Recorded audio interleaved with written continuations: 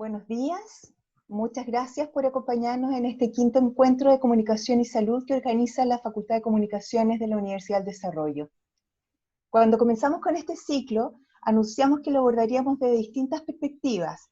Compartimos la experiencia de la BBC como representante de la prensa tradicional, la comunicación pública, la academia, las organizaciones. Y hoy día conversaremos con dos destacadas invitadas que son muy buenas representantes de los nuevos medios. Están con nosotros Mariana López Mejía, médico de la Universidad Nacional Autónoma de México, diplomada de la UNAM en divulgación de la ciencia. Ella es editora senior de Medscape en español, uno de los 5 idiomas de esta publicación, que también está en alemán, en inglés, en francés y en portugués. Con base en Estados Unidos, esta organización provee noticias a médicos y personal de salud, cuenta con un banco de información sobre medicamentos y enfermedades y organiza también seminarios y cursos especializados. También nos acompaña Fabiola Torres, becaria Knight del Centro Internacional para Periodistas y miembro del Consorcio Internacional de Periodistas de Investigación. Fabiola es ganadora del Premio Gabriel García Márquez en categoría cobertura y de la Sociedad Interamericana de la Prensa, entre otros. Fabiola también fue cofundadora del sitio digital Ojo Público y ahora lo es de Salud con Lupa, donde también es directora. Salud con Lupa es una plataforma digital de periodismo colaborativo dedicada a la salud pública en América Latina, que se forma a partir de alianzas entre periodistas latinoamericanos, medios de comunicación y profesionales de distintas disciplinas. Muy buenos días a nuestras dos invitadas. Comenzaremos con Mariana. Muchas gracias por estar con nosotros. Antes que partas tu presentación, me gustaría que nos contaras cómo está hoy la situación de la pandemia en México y cómo crees que la están abordando. Claro, Marcela. Hola, buen día a todos. Primero que nada, quiero agradecer a la Facultad de Comunicación de la Universidad del Desarrollo de Chile por la invitación. Y bueno, ya llevamos 100 días de lo que llamamos la nueva normalidad en México. Y esto es después de una cuarentena que nosotros llamamos una Jornada Nacional de Sana Distancia, que fueron 70 días de estar en cada quien en su casa sin salir. Solo salían obviamente los médicos y las actividades esenciales. Ahorita estamos cerca de llegar a los 70,000 muertos y somos de los países de Latinoamérica que tiene más casos. Entonces, ¿cómo hemos abordado la pandemia? Pues la verdad que yo creo que como todos, ¿no? O sea, fue una actividad reactiva porque pues nadie esperaba que llegara.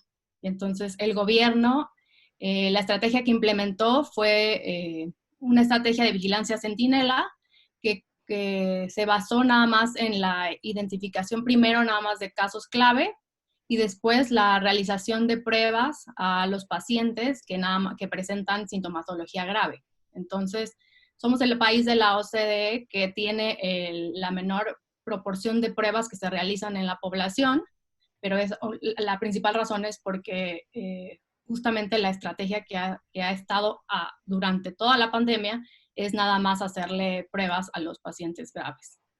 Digo, hace 2 semanas apenas cambiaron la definición operativa, pero también ya están dejando que cada estado de México, que somos 32 estados, implemente su propia estrategia.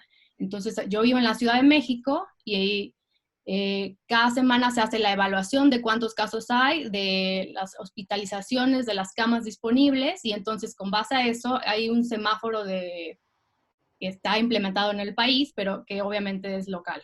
Entonces el semáforo consta de 4 colores, el más grave es el rojo, y uno pensaría que llegue ya al verde, ¿no? Sin embargo, desde que empezamos la nueva normalidad, como mencioné hace 100 días, primero empezamos obviamente con rojo y llevamos aproximadamente un mes con el semáforo naranja, que básicamente es casi está en rojo, ¿no? O sea, porque las recomendaciones de todas maneras es que se mantenga en casa la gente que tenga que mantenerse. Los niños iniciaron sus clases, pero es todo por virtual, y entonces todo el mundo nos estamos adaptando a la nueva normalidad, ¿no? Y ese es el panorama que ahorita está de la pandemia en México. Desafiante. Cuéntanos un poco sobre la experiencia de Medscape. Claro, miren, aquí les tengo una presentación, que aunque ya creo que literal Marcela dijo todo, o sea, como lo principal, pero bueno, ahí va, ¿no? Entonces, yo titulé mi presentación Una respuesta a la pandemia, a la comunicación especializada, porque como Marcela ya comentó, la audiencia que nosotros, a la que nosotros nos dirigimos es médicos y profesionales de la salud y de todo el mundo, ¿no? La principal audiencia está en Estados Unidos, pero pues yo tengo la segunda mayor audiencia porque tengo a todos los países de Iberoamérica, ¿no? Todos que hablan español. Entonces, todo Latinoamérica y España. Bueno, los temas a tratar es qué es Medscape, aunque ya sabemos un poco, pero bueno, les voy a especificar como cuánto tenemos, que ahí el hint es que 25 años. El desafío de la COVID-19 y las propuestas de hacer una mejor comunicación en salud, ¿no? Entonces, Medscape inició en 1995, cuando apenas estaba también iniciando como las plataformas en Internet, ¿no? O sea, de hecho fue el primer sitio que estuvo disponible para los médicos en línea. O sea, ni siquiera la American Academy of Medicine tenía un sitio que pudieran accesar. Y en ese momento los journals médicos tampoco tenían sitios de internet, ¿no? O sea, como que no apostaban de que fuera a crecer tanto, ¿no? Y ahorita ya es normal que haya contenidos diarios y que haya como una variedad de opciones que pueda uno consultar, pero pues en ese momento pues fue algo totalmente innovador, ¿no? Entonces, aquí como algunos momentos clave, en el 2009 fue que ya empezaron a abrir las ediciones y internacionales con la edición en francés.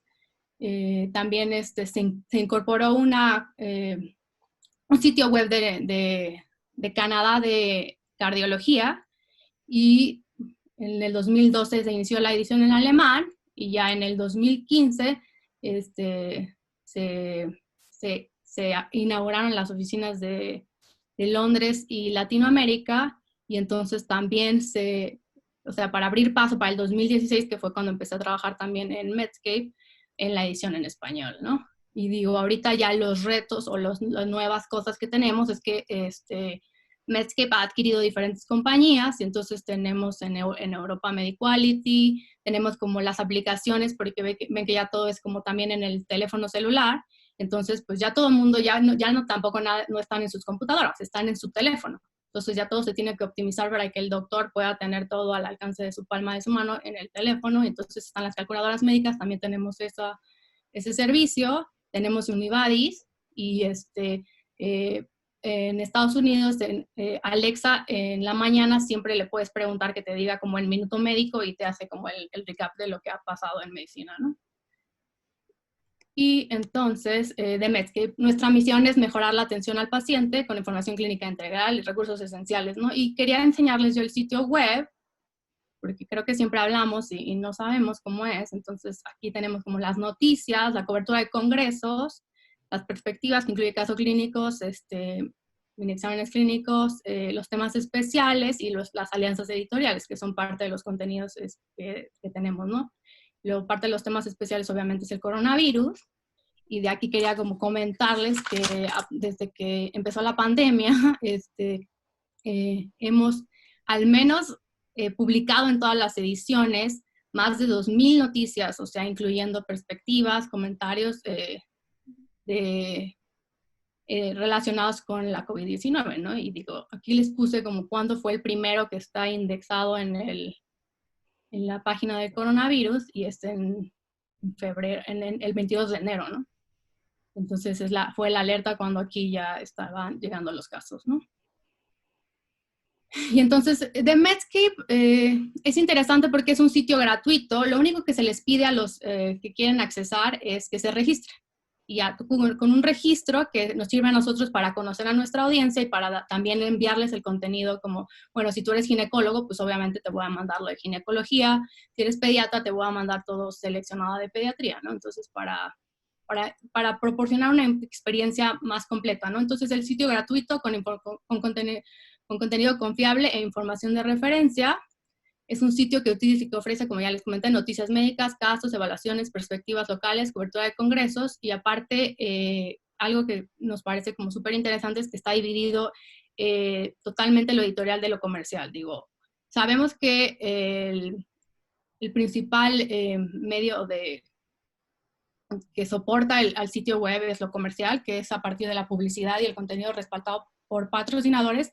Sin embargo, yo como soy de la parte editorial, no sé quiénes son los patrocinadores y mi contenido está totalmente, es completamente independiente a lo que cualquier compañía de laboratorio o cualquier medicamento que se quiera promocionar, yo no sé quién es y yo puedo publicar lo que sea que se haya publicado o la opinión de algún experto, aunque sea que vaya en contra o a favor del medicamento que se está promocionando, porque digo, también cuando les puse el video, o sea, sí vienen como ciertas áreas donde se ven como publicidad, ¿no? Entonces, eso es lo que da el sustento al sitio web. Y bueno, aquí ahora viene lo de COVID-19, que ya habíamos como comentado algo. Entonces es impresionante como en enero pues se ve que estaba como todo en China, pero sin embargo pues pasó el tiempo y pues ya se fue diseminando por todo el mundo. O sea, la OMS se tardó también bastante tiempo en establecer que la COVID-19 era una pandemia, que muchos lo vimos como que se tardó, pero digo, tal vez viéndolo desde su punto de vista fue para que no hubiera como un pánico tan generalizado, ¿no? Sin embargo, a mí me gusta como citar este artículo que publicamos el 4 de febrero, que dice, les garantizo que el virus va a llegar a México, no es algo que me guste, pero debemos tenerlo muy claro y decirlo con veracidad. Entonces, o sea, los epidemiólogos, los médicos, pues había algunos que sí, no, o sea, la verdad que sí se veía muy lejos, o sea, veías China y tenías el antecedente de SARS, MERS, que se habían quedado de alguna manera contenidos en Asia y Medio Oriente. Sin embargo, y digo, tenías también el antecedente del ébola, ¿no? Que a mí, cuando se dio la difusión de esto, yo dije, igual y ébola, como que sí llegan casos. Y de todas maneras, todos los países sí tenían como ciertos protocolos implementados, ¿no?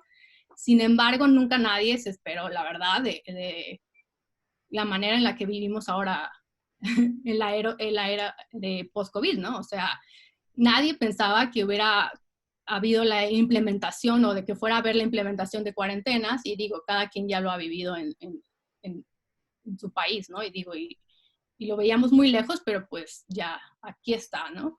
Y digo, y finalmente hay dudas de todas maneras de algunas personas, pero pues ya cada quien cuando vea o conoce a alguien que tiene coronavirus, pues entonces ya cree, ¿no? Entonces, en lo que hicimos en el sitio web fue obviamente el centro de información de coronavirus, y pues obviamente lo que pasó fue que cada mes, aquí tengo las estadísticas, por ejemplo, empezamos con 30,000 usuarios en enero, ¿no?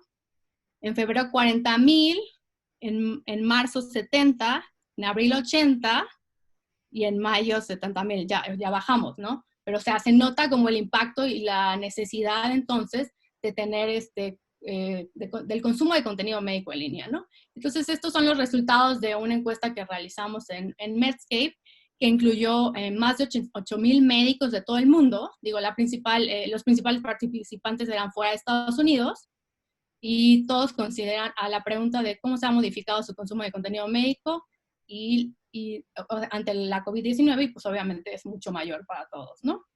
Y digo, dentro de estos mismos resultados, los médicos comentaron que los cambios serán permanentes.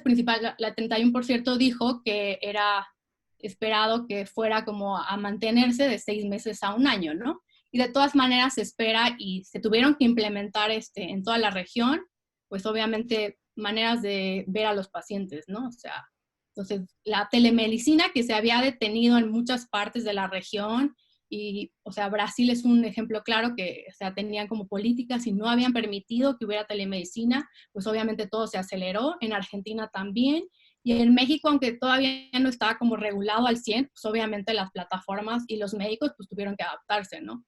Y de todas maneras vemos, o sea, ya están saliendo como datos publicados de que ha habido muchos pacientes, o sea, fuera de COVID, o sea, que han que han sufrido, ¿no? O sea, es COVID el efecto que tiene en toda la población, pero también el efecto el indirecto que causa por las recomendaciones de quedarse en casa, ¿no? Pero, entonces, ahora, los retos para una comunicación efectiva de salud durante la pandemia, pues creo que a todos nos pasó y uno, cuando tiene el internet y todos tienen acceso, uno piensa, bueno, o sea, ya la gente va a poder tener la información confiable o va a buscar información y va a estar más segura, y no. O sea, lo que pasa es que se crean noticias falsas, desinformación, dudas, y luego las cadenas de WhatsApp que como no, o sea, como todo está encriptado, pues uno nunca sabe de dónde sale. Entonces, desinformación, duda, ansiedad, aparte más trastornos psiquiátricos, que es como que también se espera que haya más por la COVID-19 y por el confinamiento. Entonces, ese es uno de los principales retos, ¿no? Y luego, entonces, ¿cómo proporcionar la mejor información en un ambiente en el que hay mucha incertidumbre, ¿no? O sea, al principio la verdad que no sabíamos nada, ¿no? O sea, todos estábamos así atentos qué pasaba, y si uno ve como la literatura de lo que está publicado, pues, o sea, al principio pues no había nada, ahorita ya hay muchísimas publicaciones, o sea, pero hay publicaciones en un rango también muy amplio, ¿no? Que nos habla de la importancia de saber identificar cuáles son las publicaciones en las que podemos confiar, ¿no? Y de todas maneras, ya todos vimos que Lancet y New England Journal of Medicine han tenido que retractar unos artículos. Pero bueno, o sea, son lecciones que vamos aprendiendo y de todas maneras siempre somos cautos con lo que estamos cubriendo, ¿no? Es como mi jefe siempre dice que hay que ver ahorita la pandemia y obviamente se toma como con un gramo de sal todo, ¿no? Ya en un editorial de nuestro vicepresidente que dice, bueno, estamos en el tren express de COVID-19, ¿no? O sea, ahorita todos vamos arriba, pero ya después vamos a poder ver atrás y puede ser posible lo que estamos diciendo hoy y de lo que sabemos hoy, pues no haya sido lo correcto, ¿no? Sin embargo, pues vamos sobre la marcha y a mí me encanta eso porque pues realmente es así como es la ciencia, ¿no? O sea, la ciencia no es algo que es inamovible y no cambie, ¿no? O sea, por eso es que hacemos las publicaciones y que tratamos de mantener a los médicos actualizados, ¿no? O sea, para proporcionarles la última información. Pero luego a la gente se le olvida que pues lleva todo un proceso, ¿no? Que ahorita está acelerado y pues ahorita como con la vacuna que pasó recientemente de AstraZeneca, pues así de, ay, no, pero ¿cómo? ¿Y va a pasar algo? Y me preguntó a mí un amigo, ¿no? Y le digo, pues la verdad es normal que se presenten más eventos ya en un fase 3 porque pues estás aplicando la vacuna a más gente, ¿no? Pero pues ahorita como todo el mundo está esperando o la cura o la manera de realmente volver a la normalidad, pues por eso es que se pone más foco de atención, ¿no? Y el último reto es que es una pandemia diferente en cada sitio porque pues siempre se ha dicho, o bueno, que hay una epidemia asincrónica, ¿no? O sea, por ejemplo, en nuestros mismos países, o sea, las regiones más pobladas primero fueron las que tuvieron más casos, y después ya en otros sitios se empiezan también a presentar casos. Entonces no es una pandemia que vivamos a la misma par, ¿no? O sea, por ejemplo, empezamos en China, también España, o sea, cuando España estaban con muchos casos, pues nosotros apenas estábamos en el confinamiento, y pues obviamente el confinamiento, pues la intención es esa, es que no nos pase lo que pasó en Italia o lo que pasó en España, ¿no? O sea, que se desborden los sistemas sanitarios. Pero pues de todas maneras llega un momento en el que tenemos que salir y pues entonces hay un pico de casos. Entonces, tienes que, cuando estás cubriendo esto, pues tienes que considerar, bueno, yo tengo que considerar toda mi audiencia, ¿no? Porque pues mientras en Europa ahorita están en una aparente segunda ola, pues ahorita nosotros estamos en lo que llamamos la ola eterna, ¿no? Porque pues estamos llegando como a la meseta, pero pues quién sabe, y luego hay unos países que suben o que bajan, pero se mantiene, o sea, de alguna manera estable. O sea, no, nuestras curvas no se ve que estén así como las de la Europa, ¿no? Que suben y bajan, ¿no? Se mantienen en una meseta. Entonces, las propuestas hacia una mejor comunicación en salud, y digo, aquí utilicé imágenes o sea, primero es que buscar el ángulo adecuado, ¿no? O sea, tienes que ver tu audiencia qué es lo que quiere, qué es lo que necesita, ¿no? Entonces, por eso comenté al principio como la cantidad de personas que estaban visitando el sitio de coronavirus, ¿no? O sea, entonces llega al principio pues entonces fue cambiar nuestros contenidos a que sea todo de coronavirus, ¿no? Pero bueno, ya llega un punto en el que hay fatiga o en el que también hay un desfase, entonces tenemos que retomar las otras enfermedades o a las otras especialidades, ¿no? Porque pues finalmente, como lo comenté también, o sea, no es como que solo hay COVID-19, o sea, no. O sea, hay COVID-19, hay enfermedades infecciosas, hay enfermedades crónicas, hay pacientes que no tienen acceso al hospital porque todos los hospitales aquí en México, los grandes se reconvirtieron y entonces todas las citas se cancelaron. Entonces son esos pacientes que necesitas también ver, ¿no? Entonces por eso hicimos la cobertura como con noticias de telemedicina, de recomendaciones para los doctores de qué necesitan hacer en su consultorio, o si pueden usar, o cuál es la mascarilla que se recomienda más o no, que eso también fue un debate, ¿no? Y luego la otra propuesta es tener un balance, ¿no? Entonces, es encontrar ese equilibrio justo para tratar de incluir a todos, ¿no? Porque pues finalmente estamos sirviendo a un área como especializada que obviamente quiere información de lo que está pasando en el mundo, pero también necesita información de lo que pasa en su especialidad, ¿no? Y finalmente la precisión y exactitud de los temas, ¿no? Que va al punto de, está bien que haya preimpresos, sin embargo, pues es como mi sitio web, nosotros casi nunca cubrimos medicina, estudios de medicina básica, ¿no? Porque pues se ve como un poco lejano que estén haciendo pruebas en los ratones y que tengan buenos resultados y que ya se pueda aplicar el medicamento en los humanos, ¿no? Y entonces a esto va el mismo punto, o sea, y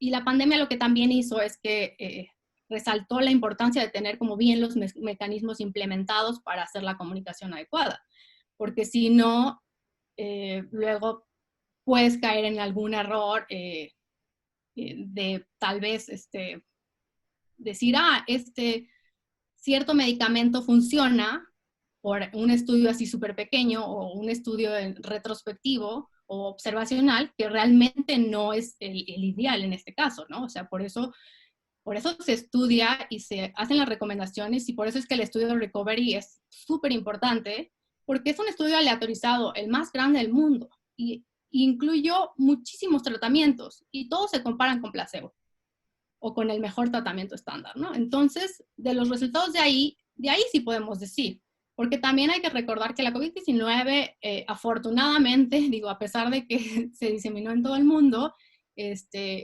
la tasa de mortalidad estimada como es 1%, y la mayoría de los casos que presenta la gente son leves, ¿no? O sea, es el 80-15-5, ¿no? O sea, 80% leve, 15% moderado y el 5% grave, ¿no? Que son los que necesitan estar en las unidades de terapia intensiva.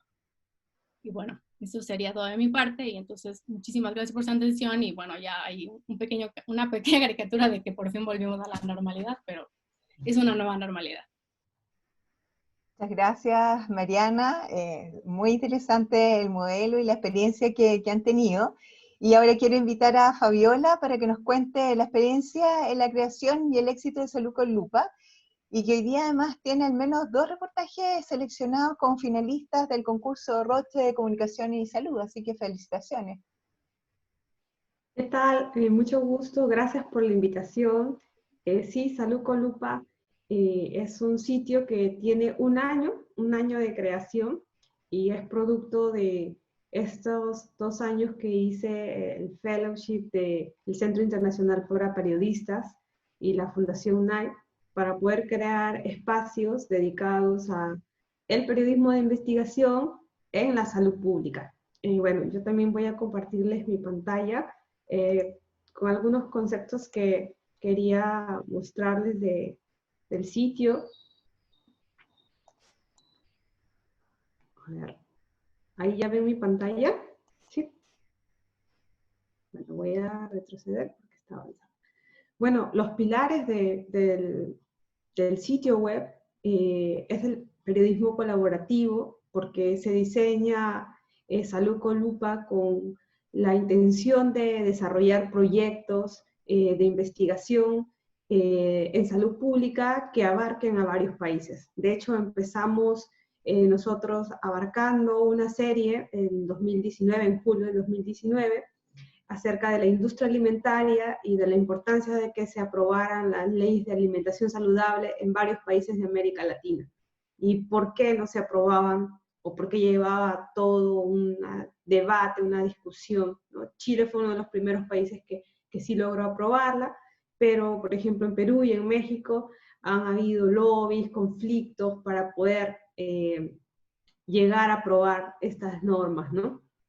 Y otro pilar es la investigación anfibia, porque para diseñar investigaciones especializadas necesitamos también del aporte de otros profesionales en las investigaciones periodísticas. Y esto también es un modelo que nosotros queremos impulsar con mayor fuerza. Tenemos aliados científicos también en la plataforma que ahora se los voy a presentar. Cuando pensamos en investigaciones periodísticas, normalmente la metodología del periodismo de investigación tiene un proceso bastante más riguroso que el día a día, pero también toma más tiempo. Entonces, lo que buscamos es diseñar formas de cubrir la salud pública de una manera en la que nosotros también aportemos conocimiento, si bien no conocimiento científico, un conocimiento periodístico que abra el debate, que nos dé aportes en el sentido de que estamos no solamente divulgando, sino dando nuevas miradas acerca de la salud pública.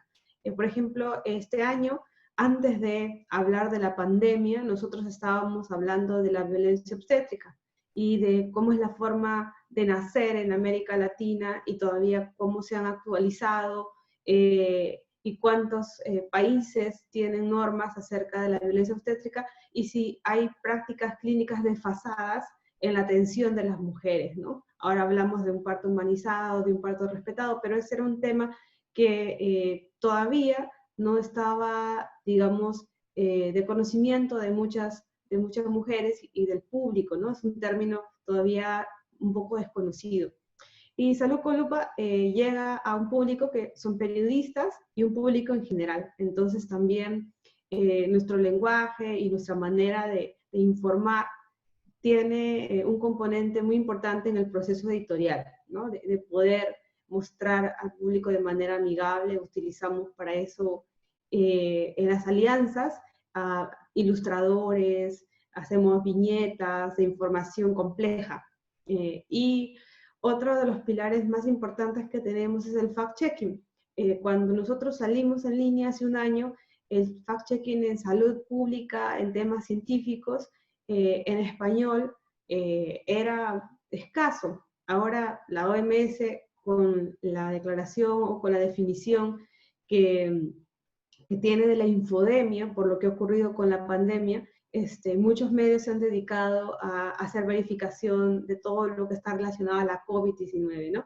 Pero en temas de salud hay muchísimo por no solamente desmentir en ese momento de gran desinformación en pandemia, sino también por crear pensamiento crítico en los lectores de dónde encontrar buena información, ¿no? Dónde no solo creer en el WhatsApp de los familiares, ¿no? Que es algo muy común en todos nuestros países, sino buscar dónde saber buscar información y cómo dudar de ciertas noticias que aparentemente son noticias, pero en realidad tiene un dato científico tergiversado o no está hablando un experto, ¿no? Por ejemplo, ha habido una confusión muy grande en mi país, entrevistan en televisión a médicos infectólogos y le dicen epidemiólogos. Entonces, la diferencia entre un infectólogo y un epidemiólogo es grandísima, pero ese tipo de cosas también no ayudan a educar al público en qué es lo que hace un epidemiólogo, ¿no? Ahora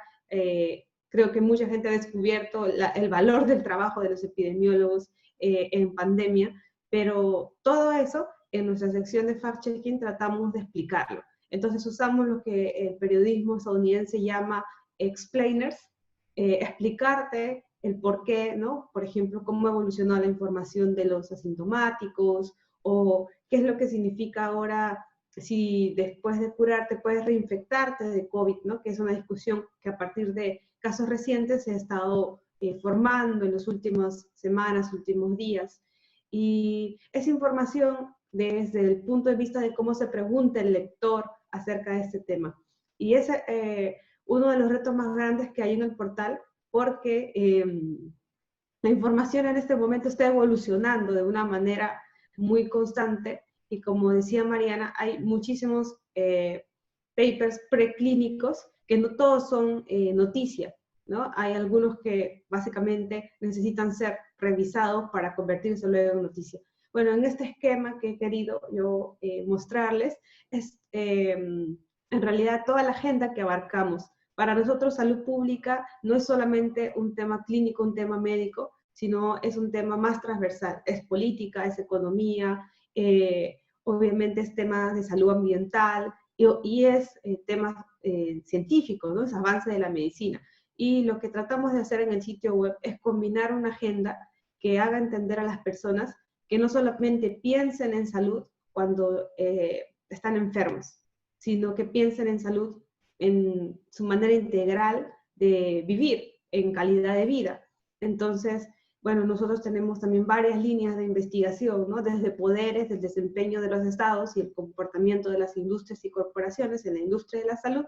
Fui parte de Implant Files, de esta investigación del consorcio, donde también se muestran prácticas que podríamos decir abusivas, poco transparentes con los usuarios desde la industria de la salud, y creemos nosotros que la industria de la salud, como todo negocio legítimo, es necesario que tenga mayor escrutinio para que haya mayor transparencia también en la información que nosotros conocemos acerca de desde cómo se aprueba un implante médico o cómo sale al mercado una medicina. Ahora todo está, bueno, en tiempo récord estamos intentando procesar cómo funciona la ciencia, ¿no?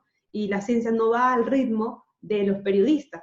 O sea, los periodistas buscan respuestas categóricas y en este momento no existen del todo, ¿no? Sabemos que ya COVID-19 no es una enfermedad solamente que ataca los pulmones, sino que ataca muchos más órganos de nuestro cuerpo, pero eso lo hemos sabido meses después de que apareció el virus, ¿no? Entonces, en constante información también nosotros vamos tratando de educar al público en la sección que tenemos de explicativos y en los reportajes que vamos haciendo.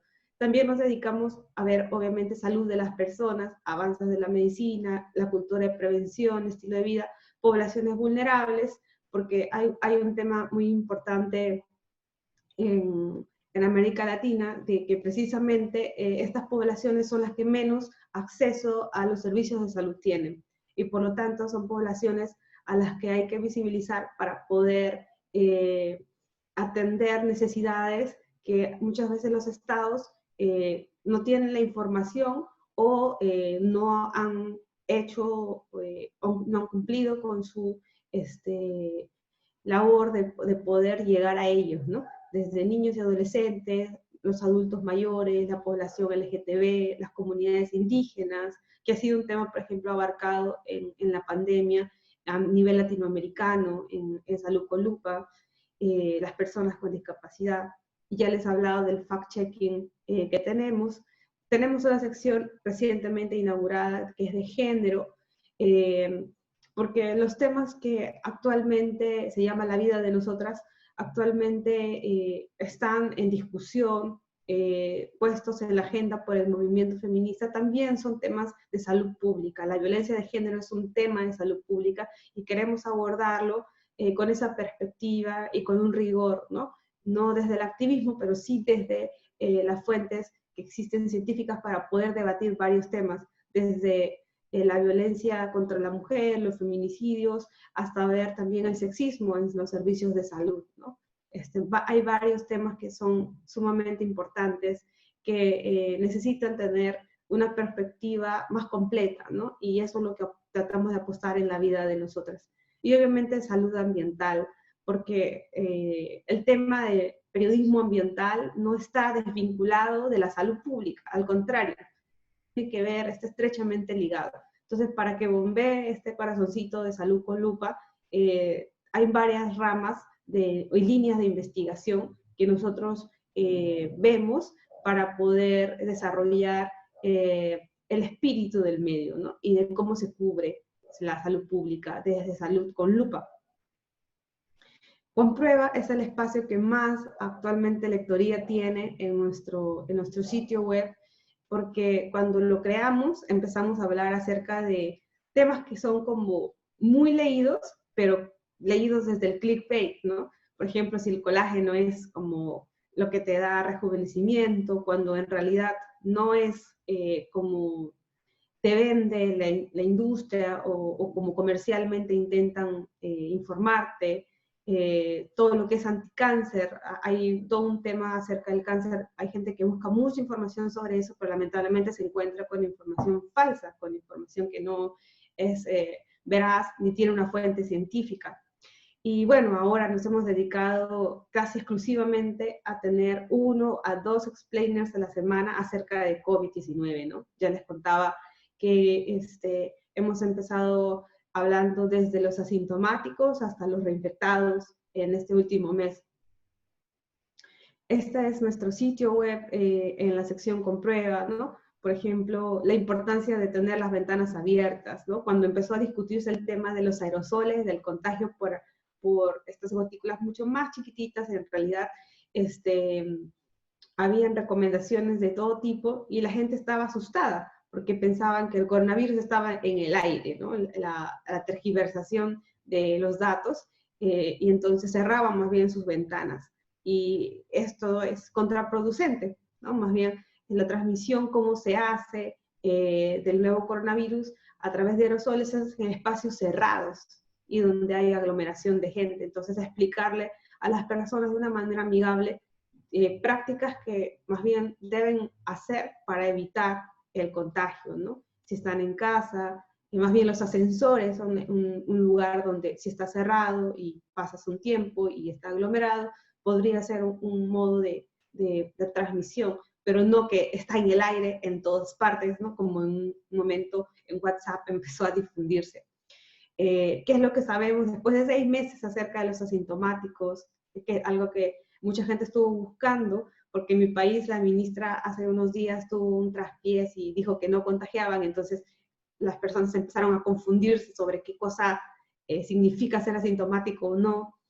Acerca de terapias, ¿no? De hecho, tenemos un especial con nuestros aliados científicos epistemónicos acerca de las 23 terapias de las que más se han hablado en América Latina, con una revisión de la evidencia, que es justamente este aliado ha hecho para nosotros a través de revisiones sistemáticas, que han podido hacer a través de un grupo activado, el grupo LOVE, que hace epistemónicos. La fundación está en Chile, de hecho Gabriel Rada, uno de los investigadores que trabaja con nosotros, está en Chile, es chileno, y con ellos hemos trabajado de una manera muy exitosa porque la información que rápidamente ellos podían hacer gracias a un equipo muy grande que ellos tienen de revisiones sistemáticas desde la hidroxicloroquina o ivermectina, de productos que eran medicamentos que estaban siendo recomendados en algunos de nuestros países como de tratamientos para los pacientes o estaban repartiendo en casas o la gente estaba comprándose en farmacias, ahora ya se puede afirmar que no tienen efectos ni curativos, ni tampoco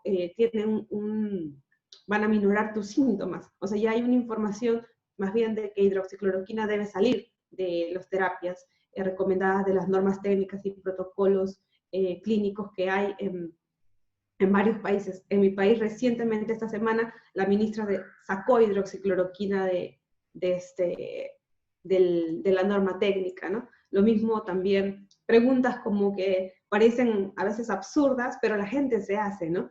Se fastidia mucho por usar mascarilla y hubo una mentira acerca de si usar mascarilla nos hacía respirar nuestro propio dióxido de carbono, ¿no? O sea, cosas así que son interesantes explicarle al público, porque luego también les generamos una experiencia de así no funcionaba, pero fíjate que la ciencia te va a explicar qué es lo que pasa en realidad, ¿no? Y entonces es una manera de ir sembrando pensamiento crítico a las personas, que es lo que nosotros buscamos con prueba, que le hemos llamado un antídoto contra la desinformación.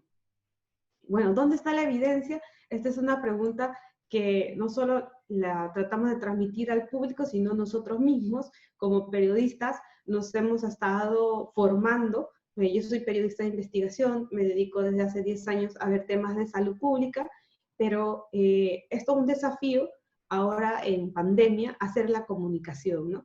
Y huimos de solo fuentes que te digan un estudio muestra que, o un grupo de médicos dice que a mis familiares les funcionó, ¿no? Que muchas veces a partir de esa información, que son anécdotas, se quiere generar información que puede ser con un tono concluyente en la prensa. Y eso es un poco el problema que existe en la comunicación de ciertos datos, ¿no? Por ejemplo, los que son, yo ya le he llamado como un grupo fanático a los del dióxido de cloro, que todos los días nos mandan al correo información acerca de que hay pruebas de que funciona, ¿no? Cuando en realidad no es un medicamento, no es una terapia, es muy peligroso, pero ellos muestran que a un grupo de gente sí le está funcionando. Entonces, esto es totalmente lo que la ciencia no puede avalar, ¿no? La ciencia no avala anécdotas, ¿no? Hay que hacer un estudio y un ensayo clínico tiene procesos, ¿no? Entonces, en este momento, por ejemplo, la gente está aprendiendo que existen varias etapas en la ciencia, ¿no? Y lo que decía Mariana, que muchas veces puede haber efectos adversos, y esto es algo usual en los ensayos clínicos. Obviamente, nos alertamos ahora porque estamos muy pendientes de que ya pase lo más pronto posible la fase 3 y tengamos por fin la vacuna, que después de que la tengamos, en realidad hay todo un proceso que no va a ser tan fácil que llegue a nuestros países como pensamos. Entonces, nosotros tratamos de que en nuestro lenguaje y también descartamos información sobre prometedora terapia, medicina personalizada. Por ejemplo, en el tema del cáncer, hay mucha gente que te vende supuestamente productos que son personalizados, ¿no? Para curar cáncer, ¿no? Con ese lenguaje. Descubrimiento espectacular, que es algo que también se utiliza. Tratamiento revolucionario, ¿no? O ha salido en una revista muy prestigiosa, pero no sabemos cuál es la revista, ni tampoco sabemos, digamos, el tipo de investigación, el modelo de la muestra, cómo se hizo, ¿no? Ahora mismo con los ensayos clínicos estamos aprendiendo cuándo es una muestra más confiable, cuándo no, si se ha hecho un estudio doble ciego, aleatorizado, si es con placebo o no, todos esos términos que tal vez son más familiares para los médicos, pero no para el público en general, tratamos de explicarles, ¿no? Este es un estudio porque, por ejemplo, no a todas las personas le van a dar el antígeno que se está probando. Ayer en mi país empezaron los ensayos clínicos y les cuento que cuando hicieron la convocatoria para los 3.000 voluntarios, primeros 3.000 voluntarios, se cerró la convocatoria en 15 minutos. O sea, la expectativa de que hubiera la prueba de la vacuna era muy alta y mucha gente se inscribió y a los 15 minutos cerraron la inscripción. Pero también había ahora con la noticia de AstraZeneca, pues muchos están asustados, pero en realidad nosotros también queremos asegurarnos de que haya en nuestro país información que les permita desde el plano bioético entender, ¿no? Firmas un consentimiento informado, obviamente existen riesgos, cómo es el estudio, ¿no? No todos van a recibir eso, les explican, pero una de nuestras misiones, digamos, es que esta información pueda llegar más allá de un público especializado, ¿no? Llegue a un público que está interesado, obviamente es curioso, está informado, tiene acceso a internet, ¿no? Y puede consumir información, es una información alternativa a la que dan otros portales generalistas que también están cubriendo la pandemia, ¿no? Bueno, esto es lo que hemos aprendido en esta pandemia de una manera muy veloz, ¿no? La pirámide de la evidencia. Las opiniones de los expertos quizás no son las fuentes más confiables. Las revisiones sistemáticas son las que nos dan ya información más concluyente acerca de un tema, pero en este momento es difícil tener revisiones sistemáticas. Por eso es que con nuestros aliados, y ahí les muestro algunos de nuestros aliados, uno es la Fundación Epistemónicos, que justamente tiene una base de datos muy amplia de revisiones sistemáticas, de medicina basada en evidencia. Trabajamos con la red de chequeadores tanto de Pointer, la red global, como en la red Latam Chequea, y compartimos muchas de las informaciones que van chequeando más de 33 medios en Hispanoamérica, la red de periodistas de ciencia de México, Kipu Visual es la alianza que tenemos con ilustradores para poder hacer también ilustraciones así al estilo Pictoline, ¿no? de datos científicos o de datos que funcionan para explicarle al público algunos de los temas. Ciencia del Sur está en Paraguay, la red de periodistas de Chile. Nosotros cuando inauguramos Salud con Lupa estuvimos en Chile, una de nuestras colaboradores está allá, y también abarcamos, digamos, en varios de los proyectos que hemos tenido, la situación de la salud en Chile, desde el punto de vista en puertas giratorias, en la industria alimentaria, y actualmente también hemos cubierto la pandemia desde distintos ángulos, desde Chile, a través de nuestra colaboradora Paulette Desormeaux, que trabaja en la red de periodistas de Chile. Y Receta Justa, que es un proyecto nuevo en Panamá de periodistas panameños que también están tratando de desarrollar información acerca de las terapias, acerca del costo de las medicinas. Cuando se crearon todavía era un tiempo prepandémico. Nosotros mismos hemos cumplido un año en línea cuando apenas estaba el sitio nuevo, ¿no? Teníamos 6 meses cuando conocimos de la palabra SARS-CoV-2 y COVID, luego 19, como se le llamó a la enfermedad, ¿no? Bueno, esto es, por ejemplo, lo que acabamos de hacer a la semana pasada con Epistemónicos, un análisis de los tratamientos más usados contra COVID-19, y lo que ustedes van a ver cuando naveguen en el sitio son fichas y la revisión de la evidencia que existe, que estuvo a cargo de los científicos de Epistemónicos. Y también colocamos información descriptiva acerca de cada una de esas terapias, en el caso de, por ejemplo, hidroxicloroquina, ¿no? Que ya está listo para dejar de usarse. En el caso del plasma, que todavía es poco prometedor. Creamos clasificaciones también. Y ahí fue un trabajo muy, muy interesante desde el punto de vista de la investigación anfibia, porque intercambiamos muchos correos y comunicaciones por Zoom con los científicos epistemónicos para que pudiéramos tener un lenguaje llano, pero riguroso.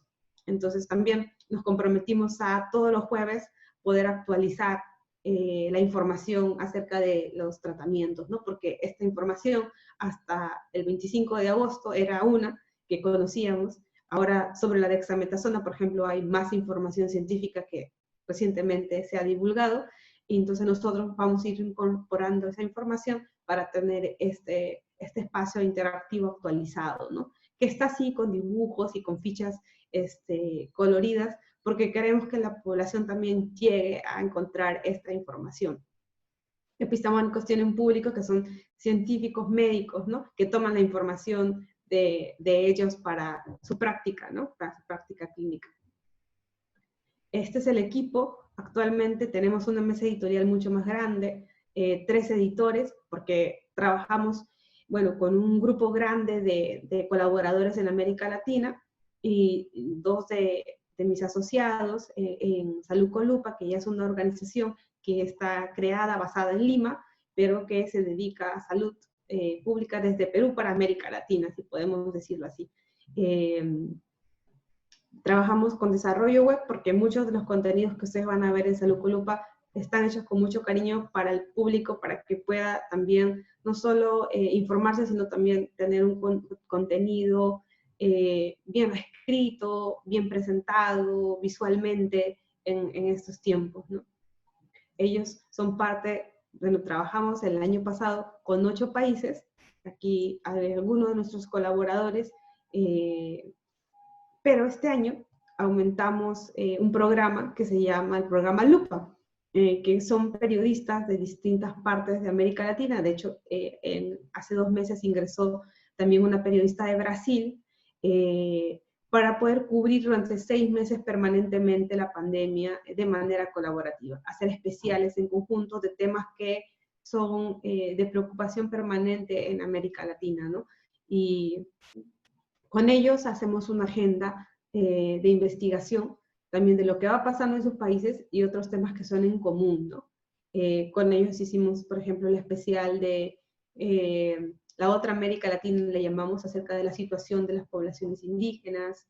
Hicimos, el primer reporte fue América Latina asoma la cabeza, porque aparecimos el 31 de mayo con el programa Lupa y ya se estaba desconfinando, bueno, gran parte del continente estaba saliendo de cuarentenas, y justamente luego hemos visto cómo mi país, en Perú, ¿no?, después de la cuarentena hemos tenido uno de los picos más altos de muertes. Ayer la ministra hablaba ya de que habíamos llegado a reducir el número de muertes que teníamos en julio y agosto, pero bueno, los resultados que hemos tenido como país demuestran que con un sistema de salud del siglo pasado no podíamos enfrentar un virus del siglo XXI, ¿no? Y la precariedad, la falta de inversión pública, de personal, de recursos humanos, porque los médicos intensivistas, enfermeras intensivistas son escasos en el Perú, y la improvisación, por más cuarentena que hiciéramos por mucho tiempo, no iba a detener los colapsos que hubo en los hospitales, ¿no? Entonces es una gran lección también en mi país lo que ha pasado. Con los resultados que tenemos es evidente que necesitamos reformas en el sistema de salud. Y esto es lo que yo les decía, ¿no? Es una conclusión muy clara, porque ayer nos hablaba desde el gobierno la ministra en una mesa de trabajo entre todos los ministros y el presidente de la República, que hacen mesas de prensa semanales, de cómo ya nos encontramos. No es para alegrarnos que ya han bajado las muertes y los contagios, pero que necesitamos pues tener mucha cautela, no bajar la guardia en las medidas de protección y de bioseguridad, ¿no? Pero definitivamente el récord que ha llegado a tener el Perú demuestra, ¿no?, cuando la muy poca inversión en recurso humano y en infraestructura nos hace, en un momento como una pandemia, tener pocas respuestas, ¿no? En 30 días, ganar tiempo, que fue el sentido de las cuarentenas para alistar nuestros hospitales, no fue una solución para el Perú, ¿no? Eso nos queda claro, aunque hemos aumentado de 800 camas que teníamos, perdón, 100 camas que teníamos a 1.200 camas que teníamos. Hola, Eileen. Bueno, hay varias palabras claves que nos importan mucho en Salud con Lupa, y con esas palabras cubrimos la pandemia, ¿no? Desinformación, evidencia, terapias, el tema de la corrupción. La corrupción también mata, hemos dicho, porque han habido casos en los que los equipos, por ejemplo, de bioseguridad nunca llegaron a los hospitales. El desabasto es otro problema importante, ¿no? Derechos humanos, salud mental, ya decía Mariana, va a ser un tema. La otra pandemia que se viene, en algunos casos se ha anunciado como eso. Impactos sociales, porque no podemos dejar de cubrir los temas de salud pública con esa mirada de el impacto tan enorme que tiene en América Latina por la desigualdad que hay, ¿no? O sea, no mucha gente se ha podido quedar en sus casas, cómo esto también ha impactado en su alimentación, en su economía, los impactos económicos, el desempleo que hay ahora, ¿no? El subregistro, que ha sido un tema de mucho debate también, las vacunas, acceso equitativo y la industria de la salud, que son cosas que, en resumen, bueno, han sido parte de estos meses de la agenda de Salud con Lupa, ¿no? Estos fueron los primeros espacios. Que también tenemos un espacio en primera línea, donde en primera persona distintos profesionales, desde médicos, enfermeros, personas de seguridad, de limpieza, nos van contando experiencias para encontrar ángulos que no vemos los periodistas, ¿no? Porque es un contrasentido en este momento. Muchos de los periodistas, también por cuidar su salud, tienen que hacer una cobertura remota. Hemos hecho un espacio para el duelo virtual, porque pues estamos viviendo un momento en el que ya hemos llegado a los 900.000 fallecidos en el mundo, ¿no? Y muchas veces, incluso en América Latina es chocante porque tenían prácticas culturales de despedir a las personas, del contacto físico, ¿no? Y todo eso se ha anulado por medidas de bioseguridad. Los otros pacientes, que son una sección justamente de lo que hablaba Mariana, no todo es COVID, ¿no? El tema de cáncer, el control prenatal, ¿no? Que es una preocupación muy grande porque en algunos países se interrumpió la atención, las consultas externas de atención primaria. La atención primaria fue dejada de lado. Eso fue un error grave porque pues, muchos de los pacientes con síntomas leves, pudieron ser detectados a tiempo, rastreados a tiempo, y también no se hubiera descuidado a la atención de otras personas con enfermedades que requieren que su medicación esté a tiempo, o que se pudiera ver una dolencia que no se complicara luego, ¿no? Fabiola, te voy a interrumpir porque estamos en el tiempo y quiero aprovechar de hacerles algunas preguntas que nos han llegado. Entonces, en respeto del tiempo, yo sé que tienes ahí, ha sido pero muy interesante ver el modelo que nos has presentado, pero hay varias inquietudes que queremos hacerles llegar y queremos aprovechar de hacerles las preguntas ahora. ¿Te parece? Sí, claro que sí, claro que Ok. sí. Sí, mira, hay una pregunta aquí que es bien interesante, sobre todo en los tiempos que estamos viviendo los medios de comunicación, o sea, que se está viviendo en los medios de comunicación, en relación al financiamiento y al modelo de negocio. ¿Cómo se sostienen medios como Medscape, que hemos visto que hay una combinación ahí de elementos para poder establecer el modelo de negocio? Y en el caso de ustedes, Fabiola, también en Salud con Lupa. ¿Empieza Mariana? Bueno, si quieres le comento de Medscape. Pues nuestro modelo, básicamente ahorita aprovechamos, porque como les comento, la parte comercial tiene una parte que es la educación médica continua, ¿no? Y entonces esos son programas que hace la industria farmacéutica con el área comercial, y eso se mantiene, ¿no? Digo, finalmente es como ahorita nos estamos viendo, los doctores se ven por Zoom, se hace la grabación y se integra para que los doctores también, para que toda la audiencia pueda tener acceso a ese contenido.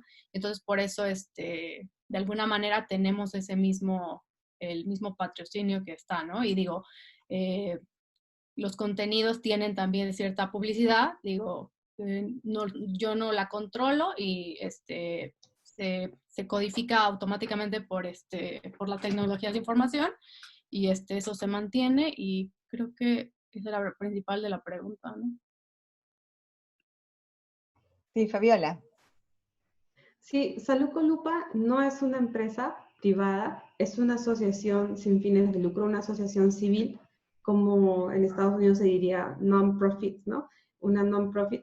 Entonces, nosotros lo que tenemos como principales ingresos actualmente son financiamientos de donantes. En este caso, nuestro principal financista es el Centro Internacional para Periodistas, que creyó hace más de un año en que había la necesidad de tener un espacio dedicado a salud pública y que integráramos a periodistas latinoamericanos en una cobertura especializada con la metodología del periodismo de investigación. Y también hemos tenido fondos de Pointer para hacer el tema de fact-checking. Nosotros ganamos este challenge de innovación para los chequeos. De hecho, vamos a tener un proyecto que se llama Lupa Colectiva, que es uno de los proyectos para ampliar la verificación de datos en salud pública y en temas científicos en general. Después también tenemos ingresos propios, porque Salud con Lupa también hace consultorías de temas de tecnología, de desarrollo web y capacitaciones. Cursos en línea, de hecho trabajamos con universidades porque queremos también promover desde la formación de pregrado que haya una especialización de los periodistas, o que miren también esta posibilidad, el valor de la especialización, ¿no? En temas de salud pública. hasta ahora todos nuestros proyectos han sido financiados por estas organizaciones y este año, bueno, hacer con los fondos de emergencia, Internews, Google, ¿no? Varios de las organizaciones que ofrecieron fondos a periodistas confiaron en nosotros para continuar desarrollando nuestro trabajo. Entonces nosotros tenemos un modelo que busca tener ingresos directos y también tiene un modelo de donaciones, ¿no? De donantes para los que aplicamos como organización. Hasta ahora este es el modelo. Pandemia no nos dejó tener membresía ni nada de otras cosas que pudieran salir fuera de lo digital. Claro, me imagino. Ahora, aparentemente parecen ser estos fondos los que están sosteniendo este tipo de medios de investigación. Es el esquema en que están funcionando hoy día los medios de investigación, ¿o no? Sí, creo que es uno de las principales fuentes de ingresos en este momento. Ya medios que tienen más experiencia han podido generar un modelo de membresía que los lectores aportan, ¿no? Porque creen en el medio. Pero, digamos, diversificar los ingresos del medio también toma tiempo, ¿no? Y en este primer año de Salud con Lupa, nosotros nos habíamos enfocado mucho en el proceso de capacitaciones. De hecho, ahora todo es virtual, entonces hemos dictado varias capacitaciones en el equipo, pero esperábamos hacer más programas y vínculos con universidades, ¿no? El año pasado empezamos con FIU, porque ellos también tenían la necesidad de tener un programa de periodismo en salud y lo hicimos en noviembre, diciembre, ¿no? Hablando de los desafíos globales, cuando 2 semanas después de ese curso, en China estaban empezando a hablar de nuevos coronavirus, ¿no? Bueno, es un poco nuestra intención de tener estas patas, ¿no? de modelo de negocio, capacitaciones, consultorías y financiamiento a través de donantes. Perfecto. Oye, se nos pilló el tiempo, la verdad que me hubiera gustado poder hacerles muchas preguntas más porque además son dos modelos muy distintos, pero que tienen en el fondo en común muchas cosas, básicamente el compromiso con la verdad, con poder informar bien a las personas, con dar un poco de luz en medio de este tremendo problema como decían ustedes, infodemia, ¿cierto? Además de la pandemia.